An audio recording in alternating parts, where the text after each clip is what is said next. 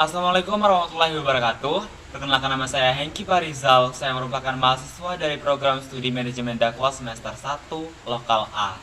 Pada kesempatan kali ini, izinkan saya untuk memenuhi tugas mata kuliah Tahsinul Quran dalam menjelaskan tentang mengenal tanda wakof dalam Al-Quran. Nah, pasti kebanyakan dari kita menganggap bahwa membaca Al-Quran adalah tentang huruf hijaiyah saja. Ternyata tidak sepenuhnya benar loh. Selain rangkaian ayat, ketika diperhatikan kita akan menemukan banyak tanda atau simbol dalam Al-Quran. Dan masing-masing memiliki makna dan petunjuk saat dibaca.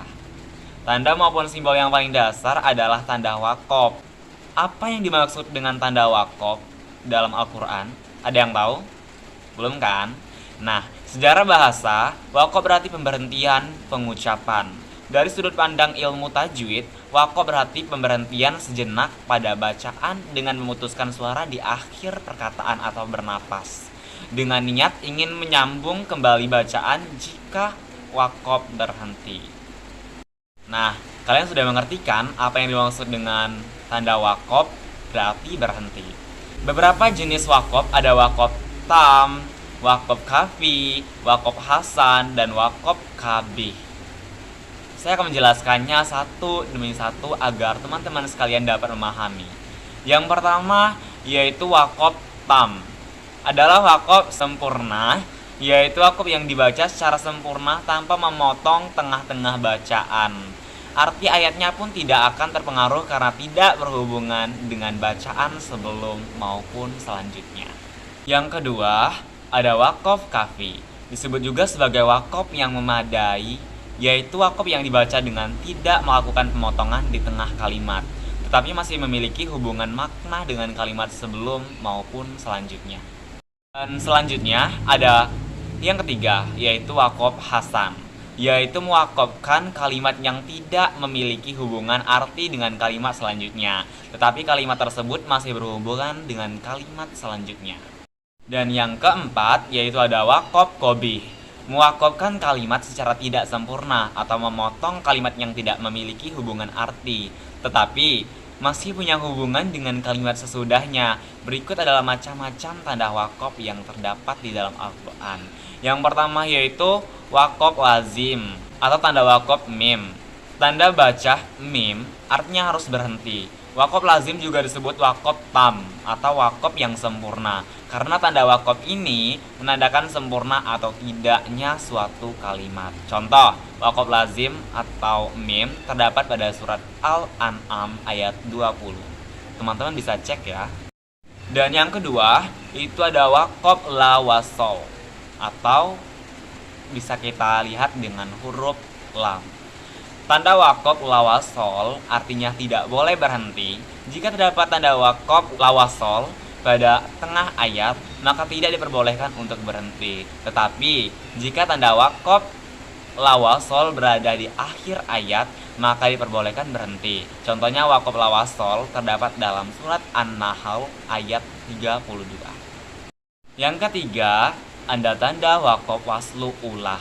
Tanda wakof waslu ulah artinya diutamakan untuk melanjutkan. Jika kita menemukan tanda wakof waslu ulah, maka kita diperbolehkan untuk berhenti atau melanjutkan. Akan lebih diutamakan lagi untuk melanjutkan. Contohnya wakof waslu ulah yaitu terdapat pada surah Az-Zukhruf ayat 44. Yang keempat, ada wakof mu'anakoh atau murakabah. Tanda wakof mu'anakoh artinya berhenti di salah satu tanda. Wakof ini akan selalu muncul sebanyak 2 kali dan kita harus berhenti di salah satu tanda wakof tersebut. Contoh wakof murakabah atau munakaah terdapat dalam surah Al-Baqarah ayat 2. Yang kelima, ada tanda wakof jaiz atau biasa dilambangkan dengan huruf jim. Tanda wakof jaiz artinya boleh berhenti atau boleh melanjutkan. Contoh wakof jaiz terdapat pada surah Az-Zukhruf ayat 35. Dan yang keenam yaitu wakof wakfu aulah. Tanda wakof wakfu aulah ini diutamakan berhenti apabila pada ayat Al-Quran terdapat tanda wakof wakfu aulah. Lebih baik diutamakan untuk berhenti pada kata yang terdapat pada tanda tersebut. Contoh, wakaf wakfu wa'ulah terdapat pada dalam surah Al-Maidah ayat 38. Dan yang ketujuh, ada tanda wakaf saktah. Tanda wakaf ini berarti berhenti sejenak tanpa bernapas. Apabila terdapat tanda wakaf wakfu saktah, maka yang harus dilakukan yaitu berhenti sejenak sehingga memutus bacaan tetapi tidak diperbolehkan bernapas. Di dalam Al-Quran sendiri, saktah hanya ada 4 tempat, yaitu pada Quran surah Al-Qiyamah ayat 27 dan Quran surah Yasin ayat 52 dan pada surat Al-Kahfi ayat 1. Dan ada loh tanda wakaf lainnya namun jarang ditemui antara lain, yaitu wakaf mutlak atau yang biasa dilambangkan dengan huruf to. Wakaf mutlak artinya harus berhenti. Maka apabila kalian menemukan tanda wakaf mutlak pada bacaan, maka kalian harus berhenti. Dan selanjutnya ada wakaf murakas. Tanda wakaf yang biasa dilambangkan dengan huruf shad berarti tidak berhenti. Selama tidak menemukan alasan untuk berhenti atau kita kebiasaan napas karena panjangnya suatu ayat, maka kita meneruskan bacaan. Dan selanjutnya ada wakaf qobih atau biasa dilambangkan dengan huruf ko. Tanda wakaf artinya diutamakan untuk melanjutkan. Apabila pada ayat Al-Quran terdapat tanda wakaf ini, lebih baik diutamakan untuk melanjutkan bacaan. Dan selanjutnya ada wakaf mujawwas atau biasa dilambangkan huruf za. Tanda wakaf mujawwas berarti diutamakan untuk melanjutkan.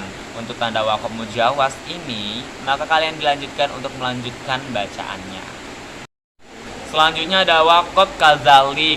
Tanda wakaf kazalik berarti sama dengan wakaf sebelumnya. Jadi, apabila kalian menemukan tanda wakaf kazalik ini, maka kalian harus menyamakan dengan tanda wakaf sebelumnya. Dan selanjutnya ada wakaf mustahab. Tanda wakaf mustahab berarti diutamakan berhenti. Apabila jika terdapat tanda wakaf mustahab ini, dilanjutkan lebih baik untuk berhenti daripada melanjutkan. Saya ulangi lagi, wakaf artinya sebaiknya berhenti. Dan berikut ini saya akan memaparkan sedikit gambar dari tanda-tanda wakaf.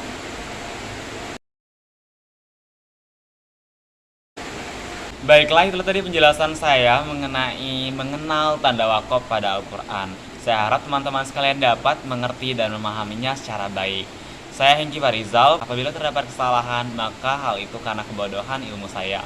Akan tetapi jika terdapat kaidah-kaidah atau pendidikan yang memberikan manfaat yang baik, itu maka semata-mata berasal dari ilmu Allah Subhanahu wa Ta'ala. Saya undur diri. Wabillahi taufiq wal hidayah. Wassalamualaikum warahmatullahi wabarakatuh.